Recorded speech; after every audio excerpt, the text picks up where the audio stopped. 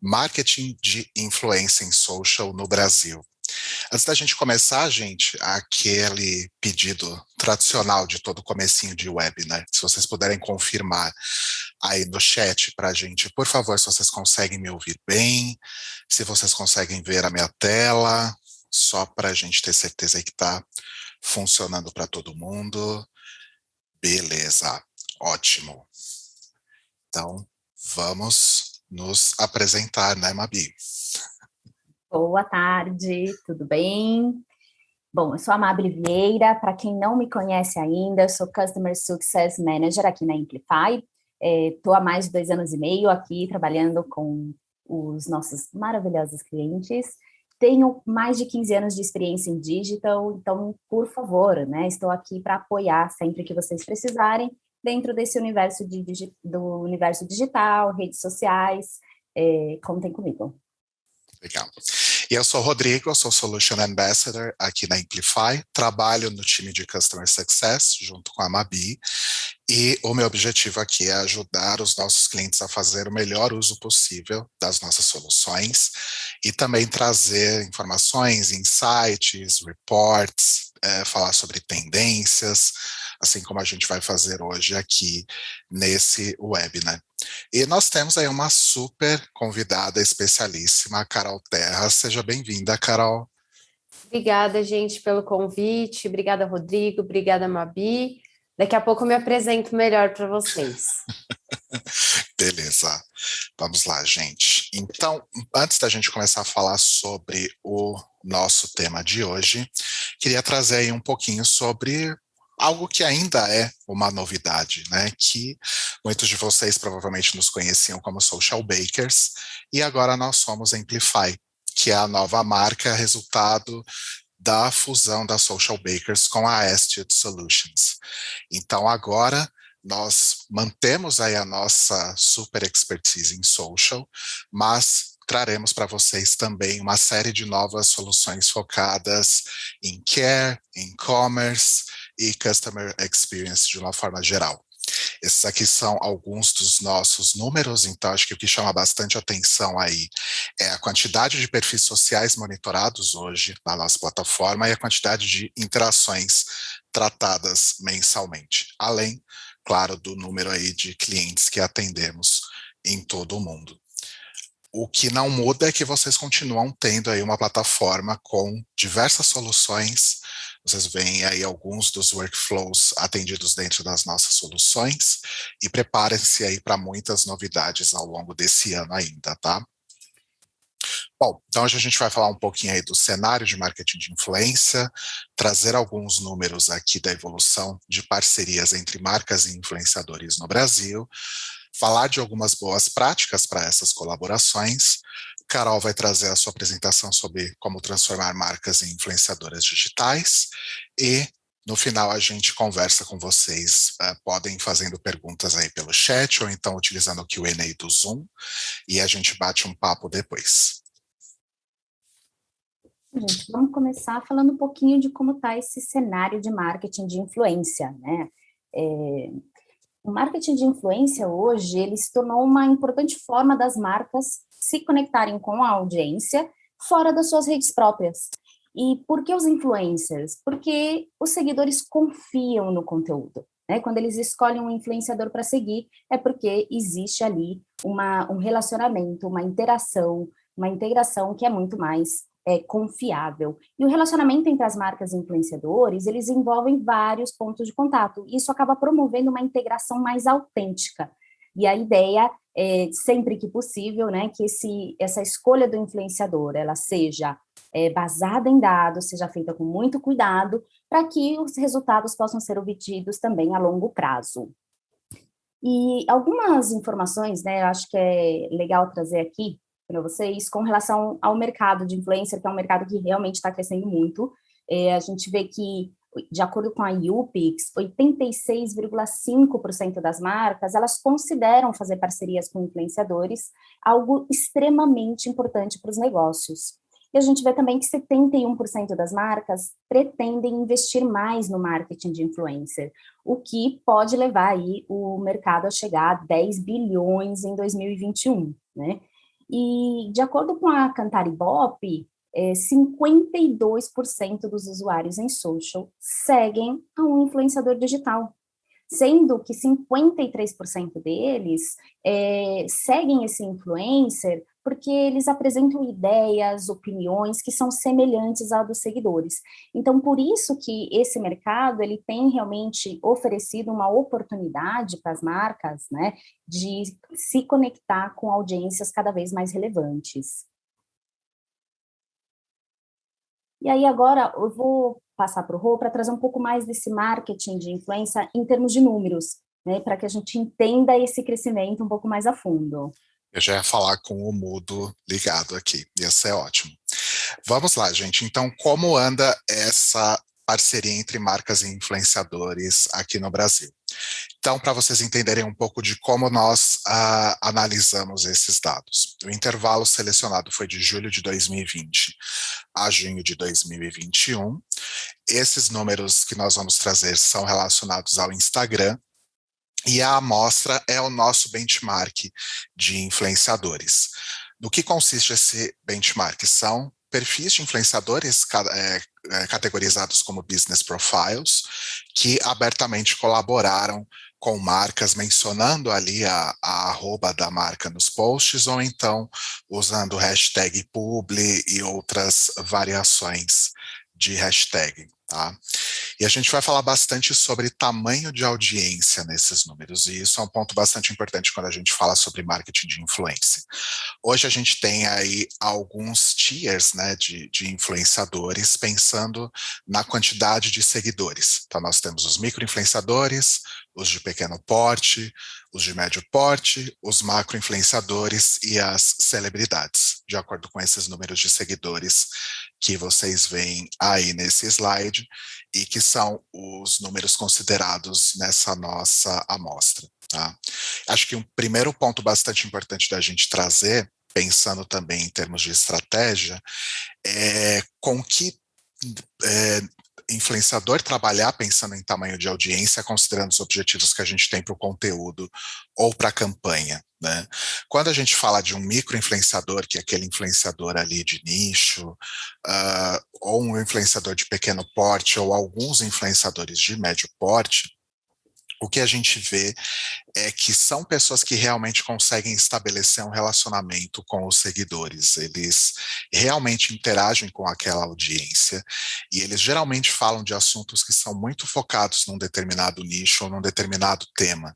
Então, esse tipo de influenciador é aquele que vai realmente trazer um resultado muito bom para engajamento e, eventualmente, até para taxa de conversão. Tá? Porque são justamente influenciadores que se relacionam com o público.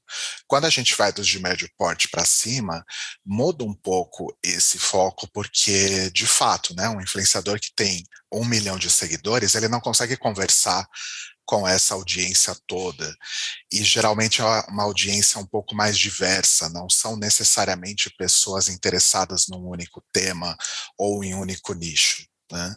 Então, para esse tipo de influenciador, as estratégias que são focadas mais em impacto, né, em gerar awareness, em gerar alcance, provavelmente são as que vão gerar mais resultados. Olhando para os números, então, quando a gente pensa aí em número de marcas colaborando com influenciadores no Instagram, nós trouxemos aí um recorte global e o recorte Brasil. A gente consegue ver ali que as linhas são bem semelhantes, mas no Brasil, ali no começo de 2021, a gente tem uma queda dessas colaborações um pouco menor, e a gente já vê uma evolução bem expressiva até junho. Então, em comparação com o início do período analisado, ali em julho de 2020, nós conseguimos ver aí um crescimento de 33% de marcas colaborando com influenciadores no Brasil, enquanto o crescimento global foi de 15%. Olhando pelo outro lado, né, então, número de influenciadores colaborando com marcas no Instagram. Também vemos ali algumas tendências bem parecidas, mas a evolução de novos influenciadores, ou do total de influenciadores, realmente foi bem grande. Então, em comparação também ali ao início do período, no Brasil nós vemos uma evolução de 74% do número de influenciadores colaborando com marcas, e no global, 42%. Então, de fato, é o tipo de estratégia que realmente funciona bastante e que o mercado tem usado bastante justamente por conta desses resultados. Se a gente for pensar, então, nessa questão de tamanho de audiência, né? Então, vamos comparar aqui Brasil com macro-regiões. O que a gente vê são resultados aí bastante parecidos, então uma participação realmente maior de micro-influenciadores e de influenciadores de pequeno porte, mas nós vemos algumas diferenças aí bastante interessantes. Se a gente olhar ali para o Brasil e para a América Latina, de uma forma geral, nós vemos uma maior participação de celebridades do que nós vemos nas outras regiões, né? E isso acho que a gente nota bastante também quando nós rolamos ali o nosso feed, né, do Instagram, e realmente uma quantidade muito grande de marcas fazendo parcerias com celebridades também. Agora, se a gente for falar em termos de evolução, então fica claro aí que 2021 está sendo aqui no Brasil o ano das colaborações com os pequenos influenciadores, né? Houve aí uma tendência de crescimento de colaborações com influenciadores de nicho, né, os micro-influenciadores, mas ela foi perdendo um pouco de força ao longo do ano. Tá? Então, quando a gente compara em relação ali ao início do intervalo, a gente vê que essa distância, né, da participação de micro versus pequenos influenciadores, ela realmente cresceu bastante, né? E quando a gente fala, então, sobre eficiência de cooperação, esse é um índice que a gente usa aqui dentro da Amplify para mensurar a eficácia das estratégias com influenciadores versus a participação de conteúdos de influenciadores dentro dos perfis proprietários da marca. Então, o que a gente faz? Vou dar um exemplo. Então, a Anitta publicou um post no perfil dela falando sobre Beats, né, sobre Skol Beats. E aí, Skol Beats fez o mesmo tipo de conteúdo no seu perfil proprietário. Nós comparamos, então, o volume de interações que esses conteúdos geram para definir, então, a eficácia da cooperação com influenciadores, quando justamente a gente coloca lado a lado com o conteúdo proprietário das marcas, né? E um detalhe aí bastante importante de notar é que a gente vê ali um grande pico no final de 2020, isso cai no começo do ano, que está muito relacionado também com o que a gente viu ali atrás, de quantidade de marcas colaborando com influenciadores no começo de 2021, mas no final de junho, esse número, esse índice de eficiência, ele já era o dobro em relação a julho de 2020. Então, não só nós estamos colaborando mais com influenciadores, como estamos obtendo mais resultados também. Se a gente for olhar para as indústrias, então, o que a gente vê aí de destaque acaba sendo finanças, liderando aí o ranking de eficiência de comparação, uma larga vantagem, e logo em seguida a gente vê FMCG, e-commerce, eletrônicos e bens domésticos também com uma participação bastante expressiva, né? Isso está muito relacionado também à quantidade de colaborações que algumas marcas fazem com influenciadores, tá? Então, existem aquelas colaborações a longo prazo, mas também existem colaborações mais pontuais que podem também gerar algum resultado interessante para as marcas. Olhando aqui para esse ranking de marcas com mais menções por influenciadores, a gente consegue observar um pouco disso. Olhando ali para a Rede, que é justamente uma marca de finance, a gente vê um número grande de influenciadores mencionando a marca dentro desse período e uma quantidade grande de posts ali também, indicando que esses influenciadores fizeram pelo menos 2 posts, né, falando sobre rede. A gente vê um outro player ali logo no terceiro lugar, que é a Stone, que é da mesma indústria, né? Então a gente consegue entender aí também por essas marcas a participação expressiva dessas indústrias dentro daquele último recorte.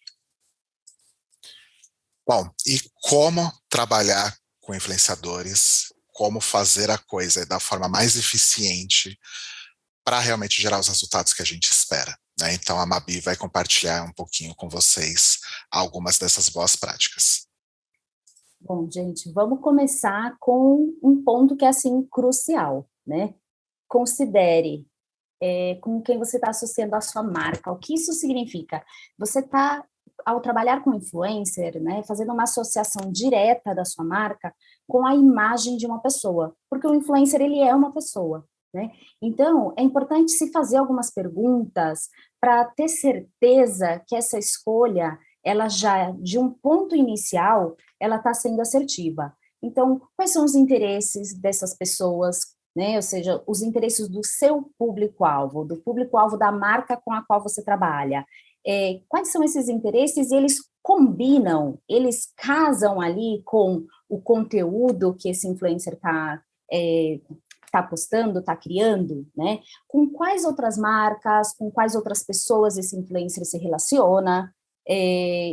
O conteúdo, o tom de voz é semelhante, né? Ele está ali de acordo com o que a marca vem trabalhando, com como a marca vem se posicionando, né? Isso é muito importante para não correr o risco de fazer uma escolha que, por base em alguns dados iniciais, como, por exemplo, o volume de seguidores, possa parecer interessante se não tiver esse fit de audiência, né? E um outro ponto para olhar também é qual é a resposta geral desse conteúdo, né? Como que os seguidores desse influencer se comportam, como que como eles interagem, como eles reacionam ao conteúdo que está sendo gerado pelo influencer.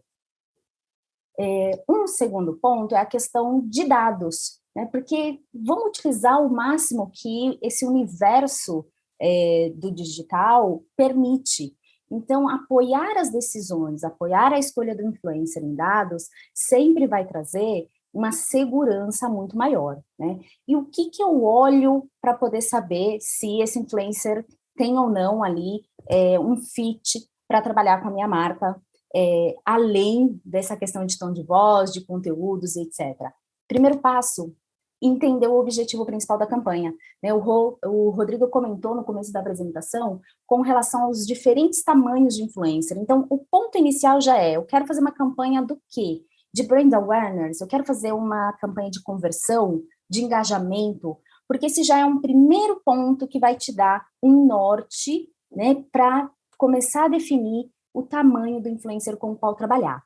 Cada objetivo, ele vai trazer um conjunto de métricas que devem ser analisadas de forma o mais profunda possível, né? E entender qual é o influenciador que vai conseguir gerar mais resultados dentro daqueles objetivos a partir daquelas métricas definidas. Então, toda a parte de coleta de dados, de entender evolução desse influencer, ela é importante. No momento de seleção, quando você está ali definindo com quem trabalhar, né? É importante, quando tem mais de um influencer ali sendo analisado, poder compará-los entre si, mas é também fundamental continuar mantendo a coleta de dados durante todo o processo de campanha, até para que, num momento futuro, né, você consiga verificar se houve uma evolução no trabalho com esse influencer, se as decisões, né, tomadas ali, elas foram realmente as melhores possíveis. E a coleta de dados durante toda a campanha, ela permite também, né, um processo de aprendizado para que essas campanhas futuras, elas sejam cada vez baseadas em decisões mais assertivas, baseadas em resultados. Transparência, gente, é fundamental, né? Ainda mais considerando que tem aí uma associação de marca sendo trabalhada, existe, dependendo da forma de contratação, existe ali uma contrapartida. Então, os influencers que possuem um perfil business ou um perfil de criador de conteúdo, né? São influencers que monitoram e compartilham, né? E permite, pelo menos, existe essa possibilidade de compartilhar os KPIs com as marcas interessadas. Fica muito difícil para uma marca, né? Analisar e realmente confiar no resultado que pode ser atingido, se não houver ali alguma informação clara, alguma informação estruturada que possa provar esse sucesso que está sendo prometido ou que está sendo esperado, né? Então, quanto mais transparente, mais segura vai ser essa relação entre a marca e o influencer.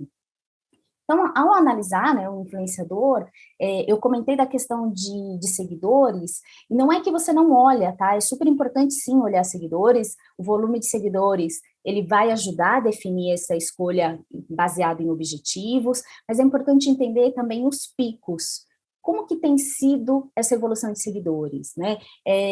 Tem tido altas e baixas, porque às vezes a gente olha só se cresceu, né? Ou olha só se caiu. Não, como é essa evolução? É estável? E como é o engajamento? Esse engajamento também consegue se manter estável ao longo do tempo? E se encontrar um pico, seja em seguidores, seja em interações, ele é, se não um sinal vermelho, ele é pelo menos um sinal amarelo, ele é um sinal de alerta, né? Da necessidade de um olhar muito mais aprofundado. E aí entender o que pode gerar esses picos. E esse, eu acho que é um dos pontos também aí cruciais para o sucesso, né? Conteúdo autêntico. A marca, quando ela decide trabalhar com influencer, ela fez todo aquele trabalho de entender o melhor influencer, entender o influencer que vai trazer o melhor resultado. Ela escolheu um influencer por conta do tom de voz, do estilo de conteúdo que ele desenvolve. Então, é importante que as marcas permitam que o influencer crie esse conteúdo mantendo tudo que é a essência dele, né? Então, precisa ser algo natural, porque por mais que o seguidor esteja acostumado e hoje ele está mais predisposto a receber as publicidades, né, o publi, ou os recebidos do dia e tudo mais, ainda assim, ele quer continuar consumindo um conteúdo que seja autêntico. E as marcas precisam confiar nessa criatividade, porque faz parte do que está sendo contratado, né? É importante ressaltar que, assim, não é um problema existir um briefing, falar dos do's e don'ts, passar informação mais detalhada sobre o produto, ou seja, você pode sim compartilhar informações com o influencer que vão servir de ajuda para que esse conteúdo seja criado. O que sim é importante é não vamos trabalhar com script, não vamos dar as falas prontas para o influencer, né? Afinal de contas, gente, é uma colaboração, não é mesmo? E construa os relacionamentos aí pensando no longo prazo. A gente sabe, existem muitas estratégias que são baseadas ali em momentos pontuais, em ações específicas, mas essa colaboração a longo prazo, ela vai permitir que exista uma conexão entre a marca e o influencer, vai ser vista pela audiência como algo mais genuíno, né? Quando o influencer faz muitas ações pontuais com a sua marca, ele provavelmente também está fazendo com outras, e isso pode gerar um questionamento na credibilidade dessa ação, né? E quanto mais longa, quanto mais duradoura é o relacionamento com a marca, é possível também entender o que está funcionando melhor ou não para essas audiências e para as diferentes ativações. E agora, né, vamos aprofundar um pouco em como fazer essa escolha, né? Em algumas coisas, como a Amplify pode ajudar que isso ocorra. Exato. Pensando então um pouco aqui como exemplo, né, usando a nossa plataforma, dentro da Amplify não só vocês conseguem fazer, por exemplo, uma busca e uma identificação de influenciadores por assunto, por interesse, por tamanho de audiência, etc.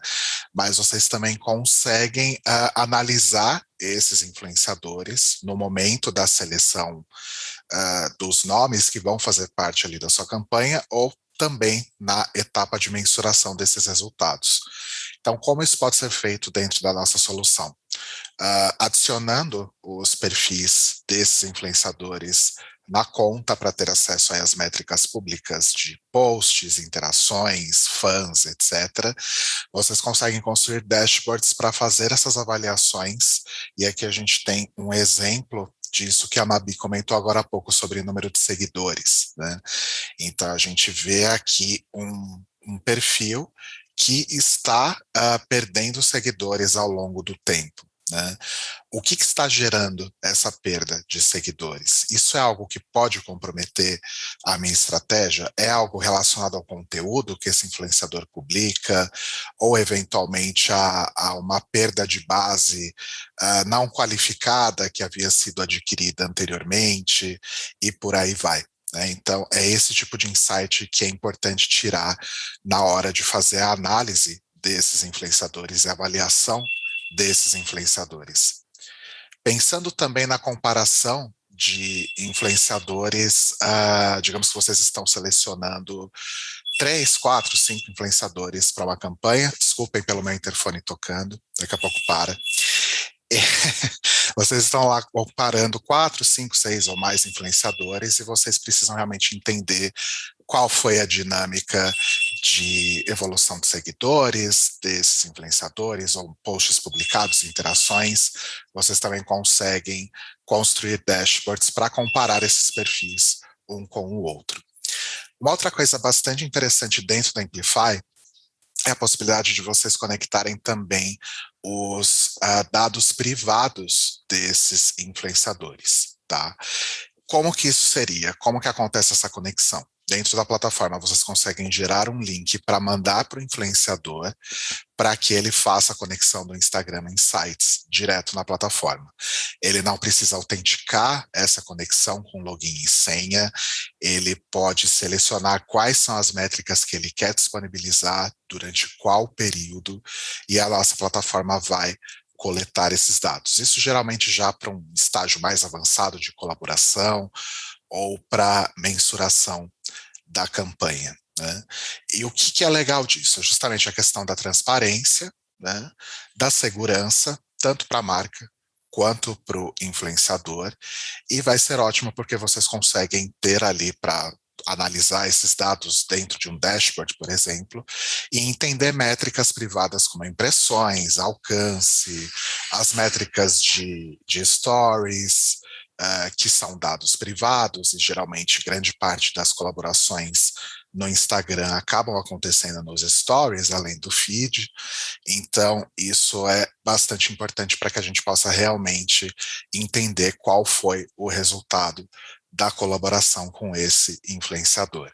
E para monitorar a sua campanha, a sua colaboração com esse influenciador, vocês também podem construir dashboards selecionando as métricas, identificando quais foram os top contents ou os conteúdos que não funcionaram, e assim a gente também fica um pouco mais livre para ter as métricas que nós precisamos analisar e interpretá-las da forma que precisamos interpretar, e não necessariamente só dependendo de um relatório que o influenciador ou a agência dele vai enviar, ou um Media Kit, ou algo do tipo, tá? Então, basicamente, gente, desculpa, é o fim dos prints, é o fim daquele, sabe, gente, sério, eu trabalhei em agência durante muito tempo, né, antes de vir para Amplify. É aquela coisa de você ser dono dos dados pelos quais Exato. Você está pagando, e não ficar esperando, implorando por um print que o influencer ou o assessor tira lá direto da plataforma. O fim do print, da planilha de Excel, daqueles e-mails gigantescos, né? Então tem vários ganhos interessantes aí. Beleza, gente. Vou passar então a palavra agora para a Carol.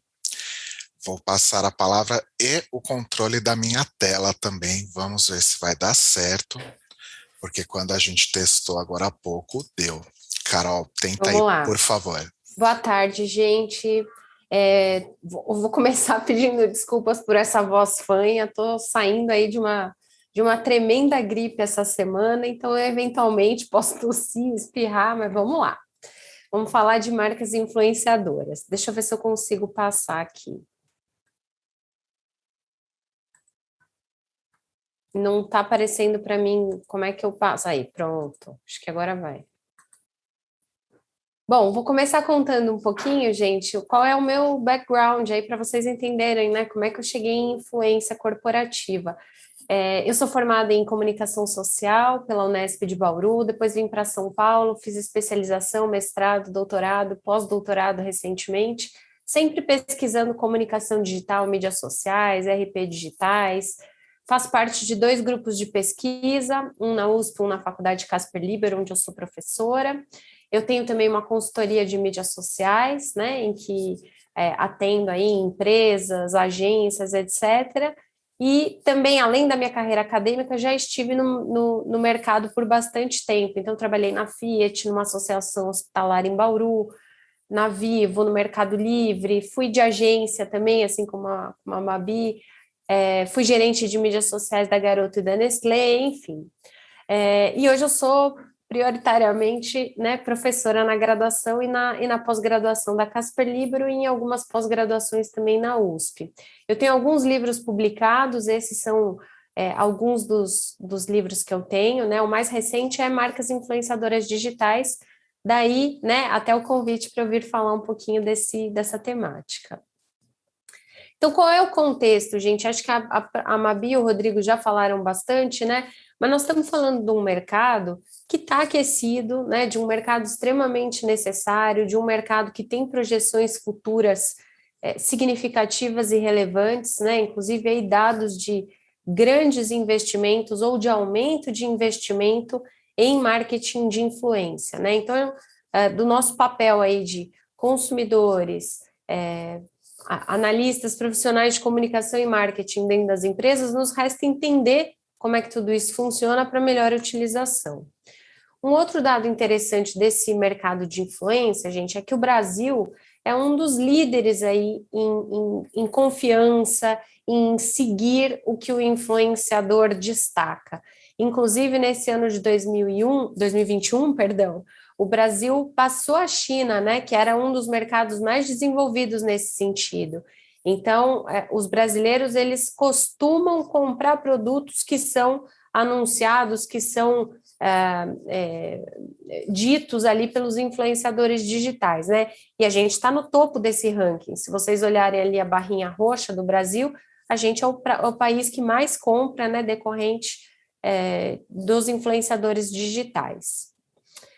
Nós também, gente, seguimos mais marcas do que influenciadores em todas as gerações, né? Então, não é uma questão geracional, né? Só a geração X segue marca, ou os boomers, não. Todas as gerações costumam seguir mais marcas do que influenciadores, né? E aí é que entra meu ponto da gente transformar também a marca numa influenciadora digital. Por que acontece, né, das pessoas seguirem também muitas marcas?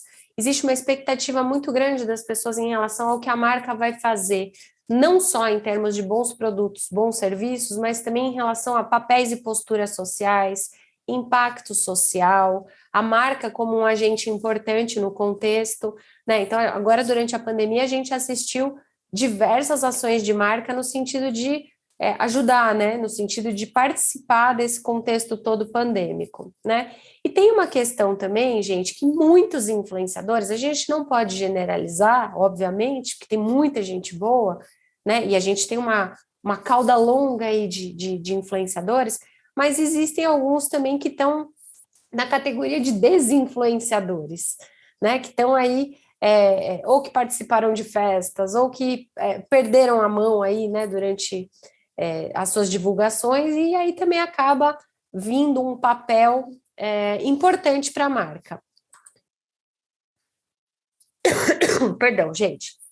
O CONAR, no final do ano passado, também lançou uma cartilha no sentido de tentar regulamentar esse setor que envolve influenciadores, marcas e agências, né? E também muito para desmistificar o famoso post pago, né? O famoso publi que não era sinalizado ou que deixava de ser sinalizado ou que era sinalizado incorretamente, né? Então o CONAR ele veio com um guia de orientação que é exatamente para colocar todo mundo na mesma página, né? As agências, os influenciadores, as plataformas, né, e as marcas. Então, basicamente, esse guia ele fala que toda comunicação com fins comerciais tem que estar identificada como tal, né? Um publi, mesmo uma permuta, uma parceria, tudo isso tem que ser identificado. E por que as marcas se interessam pelos influenciadores, gente? Porque as pessoas estão muito cansadas das peças publicitárias interruptivas, né, daqueles formatos mais tradicionais. E quando isso cai na boca de um influenciador digital, ele dá uma roupagem própria para aquele conteúdo, né? Então ele consegue com a narrativa dele, com a plástica dele, falar sobre produtos e serviços e convencer. E muitas vezes também as pessoas querem saber o que essas pessoas utilizam, né? Do que elas se alimentam, como é que elas vivem, o que elas vestem, né? Então isso interessa às audiências. Mas vamos lá falar especificamente sobre as marcas, né, nesse papel. Eu queria primeiro deixar um cenário posto aqui, que é o cenário que a gente vive hoje, gente. Então, a gente tinha antigamente muito mais o cenário do broadcast, que eram as grandes emissoras de informação e conteúdo, as detentoras, né, dessa capacidade de fazer suas transmissões. Então, os grandes conglomerados de mídia, os grandes grupos de comunicação, né, eles tinham essa primazia do discurso. Aí, com a internet, com as redes sociais, a gente passa a ter também as pessoas podendo produzir conteúdos, pessoas falando com pessoas. Nesse contexto surgem os influenciadores digitais, né? E agora, mais recentemente, a gente vê também um terceiro elemento nesse contexto, que são as marcas. As marcas descobriram também que elas têm capacidade de produção de conteúdo, que elas têm capacidade de se mostrar como publishers, né? Então, elas determinam aquilo que elas querem comunicar, a forma como elas querem fazer aquilo, elas têm canais próprios para isso, então por que não elas também serem influenciadoras digitais? Importante dizer que esse contexto ele coexiste, né? Não é porque surge um, o outro deixa de existir, muito pelo contrário. Essas engrenagens aí, elas existem simultaneamente. Eu gosto muito dessa frase, gente, é de uma apresentação da PepsiCo. Eles falam que as marcas mais fortes, elas são criadoras, né, produtoras e não observadoras. Então, coloca a marca num papel importante aí, né, de entender como é que o cenário está e qual é o papel efetivo da marca, né? Não é só de curadoria de informação, não é só de pagar um influenciador para fazer uma ação, mas também ela própria poder ser esse agente ativo. Eu estou chamando essas marcas produtoras de conteúdo de brandcasters, né? Ou de publishers, ou de brand publishers. Então, essas marcas, gente, elas criam as suas próprias pautas, elas têm os seus próprios veículos de mídia, seja por meio das redes sociais, seja por meio dos aplicativos, seja por meio de um site, seja por meio de um blog. E essas marcas, elas conseguem municiar o público com informações, elas conseguem se portar como agentes influenciadores, tal e qual os próprios influenciadores digitais que a gente está mais habituado. Mas, para isso, elas precisam ser verdadeiras máquinas produtoras de informação relevante. Não é qualquer tipo de conteúdo, né? A gente vê, por exemplo, um esforço dos creators para serem relevantes. Então, se a marca quer exercer esse papel, tem que ir nessa mesma linha. As marcas como publishers, gente, também tem sido um assunto bastante discutido pelo mercado, né? Das marcas conseguirem falar diretamente com seus públicos, ter os seus próprios veículos de comunicação e funcionar de forma autônoma, sem tanta dependência de terceiros, né? Sem tanta dependência, por exemplo, de uma imprensa falar da marca, de um terceiro influenciador falar da marca, ela também poder exercer esse papel. A própria Bia Granja, que é do YouPix, gente, que acho que a Mabi até citou um dado aí do YouPix, né, na apresentação dela, a Bia tem uma coluna na Exame, e num desses textos dela, né, ela fala, marcas, parem de fazer só comunicação, marketing com influenciadores, construam vocês próprias, né, vocês marcas, a sua própria relevância direta na vida dos consumidores.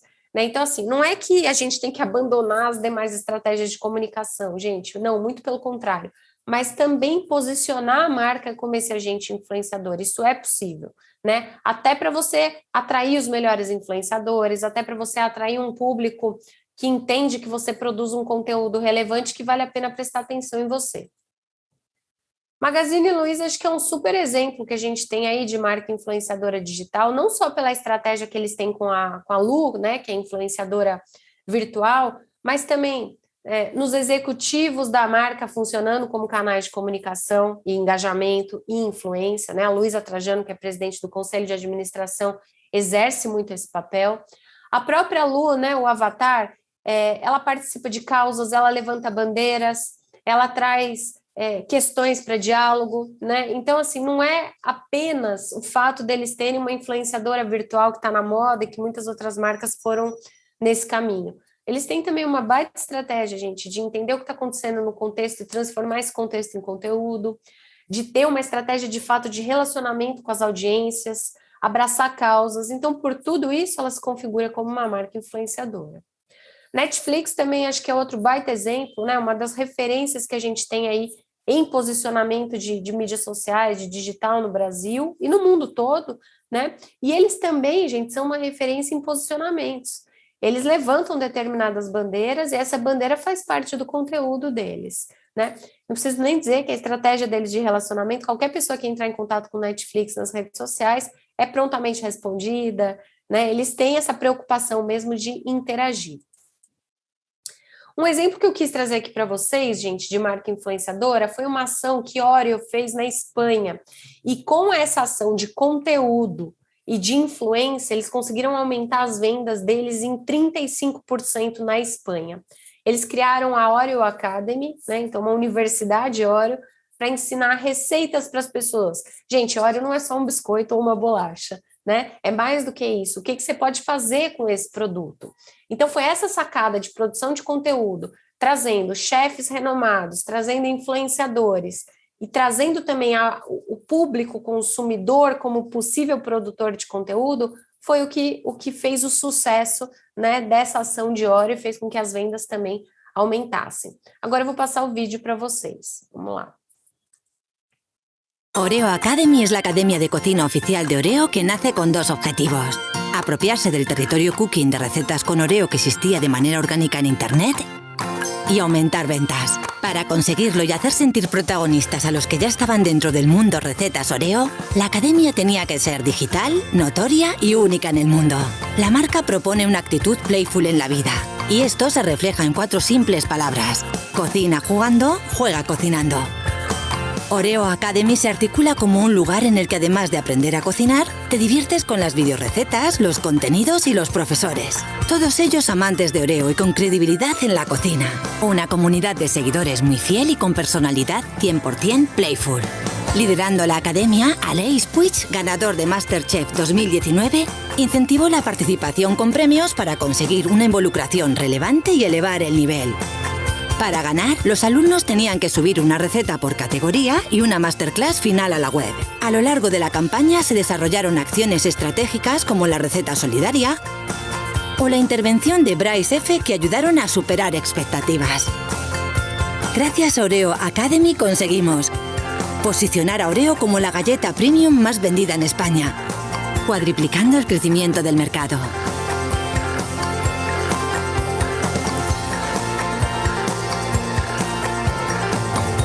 Crear en 4 meses el perfil más potente de España en Instagram. Y convertir Oreo Academy en un éxito sin precedentes en la historia de la marca a nivel internacional. Aqui, então, a gente vê que eles conseguiram usar o ecossistema todo, né, gente? Eles produzindo conteúdo, pessoas relevantes produzindo conteúdo, influenciadores produzindo conteúdo e, principalmente, o consumidor se envolvendo nessa história toda. Deixa eu achar aqui. Oreo Academy es la academia. Passei. Aqui. Uma outra possibilidade, gente, né, de geração de conteúdo hoje está também nos podcasts, né? É uma forma da marca ter o controle da narrativa dela. Então, várias organizações, várias marcas já adentraram nesse universo de produção de conteúdo para se fazerem relevantes, para convencerem, para influenciarem, para marcar território, né? Então, aqui eu trouxe alguns exemplos, né? O podcast da Visa, Heineken, da Audi, da Jeep, da Tetra Pak. Olha que interessante, uma marca B2B também se colocando nessa posição, né? Falando de reciclagem, falando de possibilidades. A Cielo também, eles têm um podcast para os empreendedores, né? Dá dicas de digitalização de negócio e tudo mais. Então, é muito interessante, né, que há várias formas que não apenas as mais óbvias, né, de produção de conteúdo. Outra tendência, gente, que vocês devem estar assistindo aí são as marcas contratando os influenciadores para funções corporativas, né? Principalmente esses influenciadores que são considerados celebridades. Por que a marca faz isso, gente? Ela quer emprestar para ela, né, a credibilidade, o prestígio e a expertise que esses influenciadores têm. Então, eles querem trazer isso para dentro da marca, né, como relevância aí de conteúdo. As marcas também, gente, elas, algumas, né, entenderam que se elas copiarem os modelos de sucesso dos influenciadores, elas vão se dar bem. Então, esse perfil à esquerda de vocês, o Receipid, é um perfil de receitas da Unilever. E eles estão muito inspirados nos grandes produtores de conteúdo de receitas, tipo Tastemade, Taste Demais, Panelinha e os grandes influenciadores dessa área, né? Então, aqui vocês vejam, perdão, até a estética é muito similar, né? A estética utilizada pelos influenciadores digitais. E, by the way, o produto de pano de fundo aqui são os produtos da Unilever. Então, é bem inteligente da parte deles, né? De fazer uma área em que eles conseguem congregar os produtos e, ao mesmo tempo, prestar serviço para os seus seguidores. Outra possibilidade, gente, é você utilizar alguns formatos também vencedores que os influenciadores usam, como o famoso do it yourself, ou faça você mesmo. Acima aí de vocês, à esquerda superior, a Leroy Merlin tem uma área no site deles que se chama Faça Você Mesmo.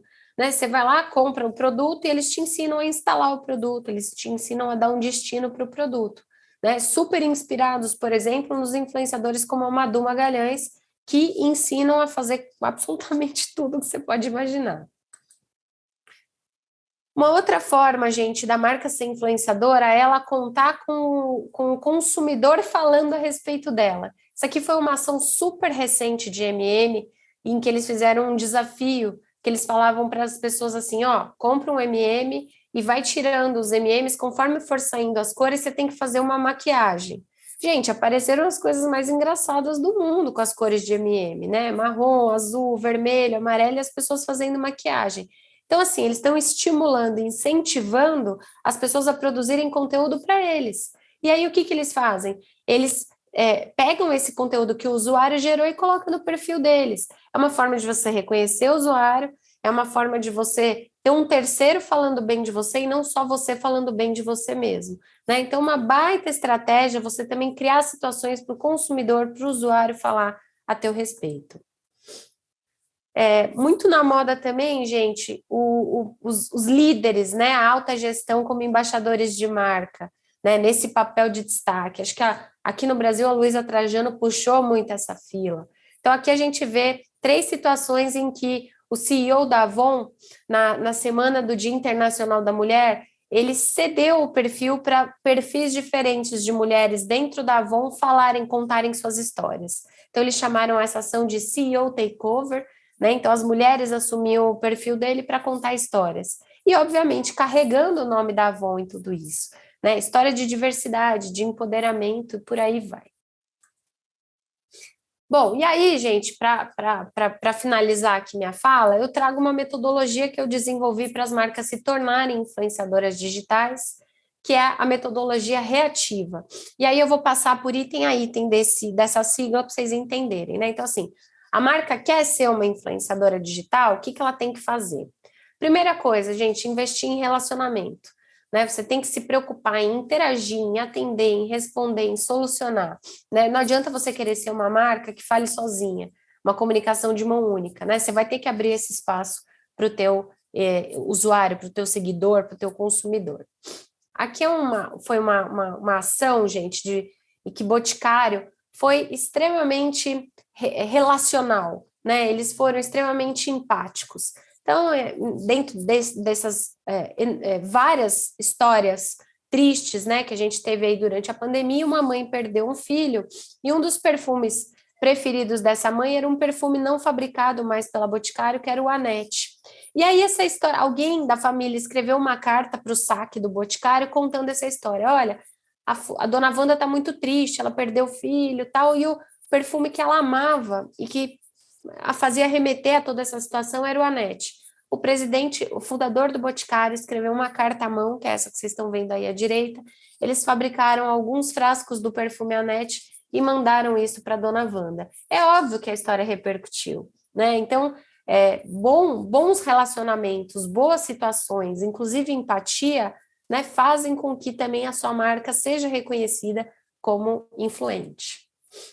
Gente, entretenimento também engaja, né? Você ser bem-humorado, muitas vezes é a chave para que as pessoas se envolvam com o teu conteúdo, né? De novo, eu trago o exemplo aí de Netflix.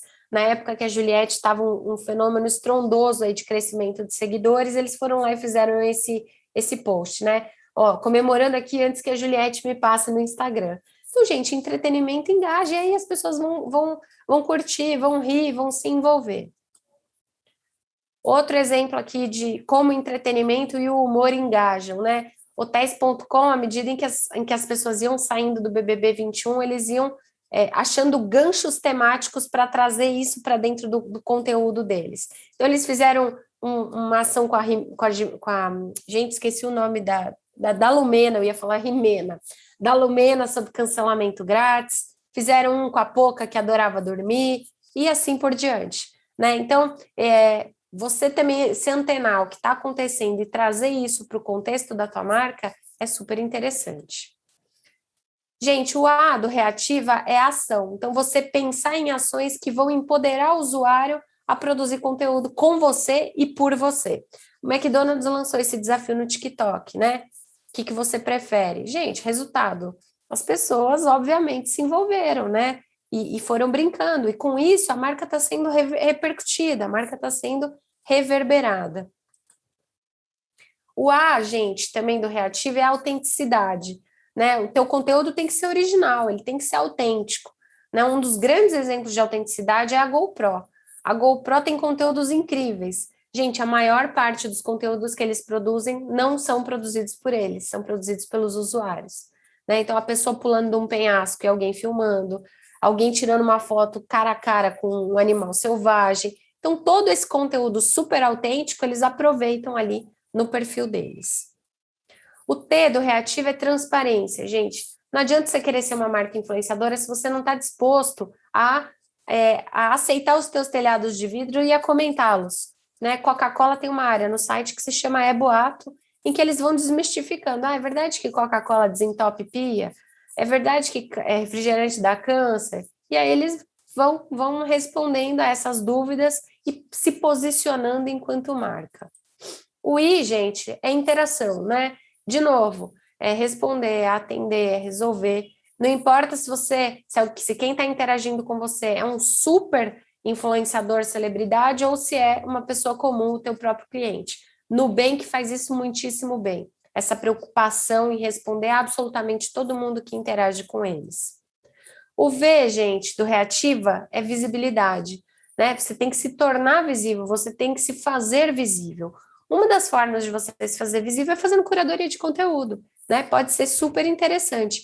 E aí eu trago o exemplo aqui para vocês da Barilla, que fez uma playlist no Spotify para enquanto você está cozinhando alguma massa deles, você ouvir essa playlist. E olha que interessante. Se você quer cozinhar um espaguete, a tua playlist tem 9 minutos. Se você quer fazer uma lasanha, a tua playlist tem 40 minutos.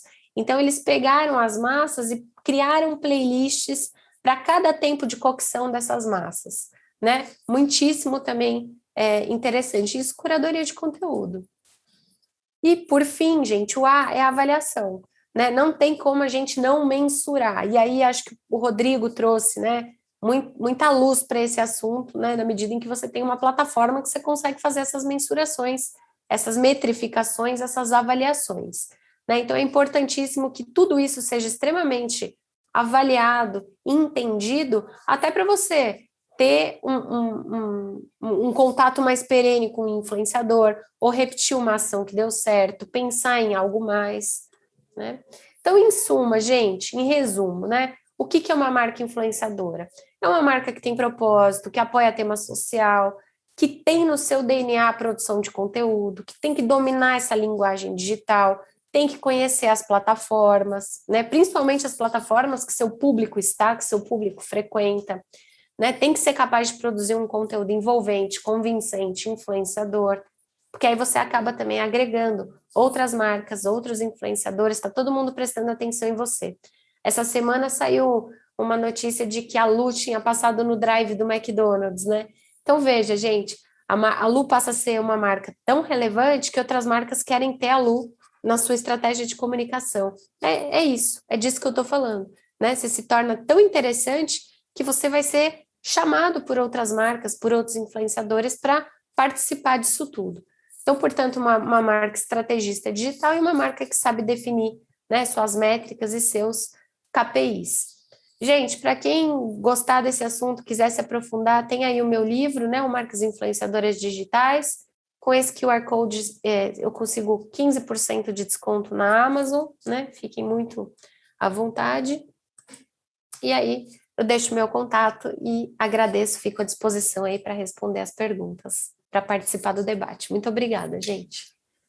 Obrigado, Carol. Foi muito, muito bom. Arrasou demais.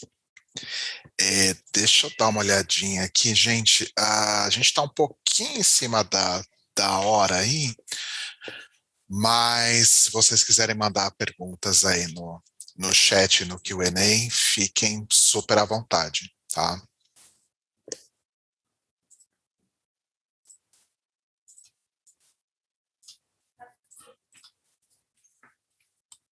Nesse meio tempo, então, o que eu já vou fazendo é deixando aqui também o meu agradecimento e o da Mabi e os nossos dados aí também para vocês entrarem em contato com a gente. Para quem já é cliente da Amplify, né, vocês já sabem que a gente está sempre aí super à disposição de vocês. Se algum de vocês não conhece o módulo de influencers ou as possibilidades de análise de influenciadores dentro da nossa solução, chamem a gente para conversar. Se você não é cliente Amplify ou quer conhecer a plataforma ou ver uma demo, ou eventualmente fazer um trial, também pode procurar a gente para a gente poder organizar isso, tá? E até aproveitando, gente, uma dúvida que surgiu no chat, que surgiu também no Q&A, nós vamos mandar a gravação, tá, desse webinar para todos os participantes posteriormente, podem ficar tranquilos. Beleza. Tem uma pergunta aqui no Q&A da Débora, perguntando qual foi o período de análise dos gráficos no começo da apresentação que ranqueia as marcas influenciadoras. Todos os gráficos, Débora, o período de análise foi de julho de 2020 a junho de 2021, tá?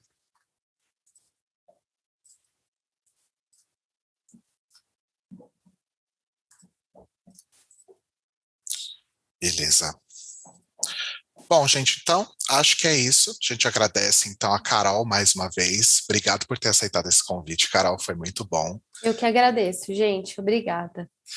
E, gente, então voltamos em breve com mais um webinar da Amplify. Mabi, obrigado pela parceria aí. Estamos sempre juntos.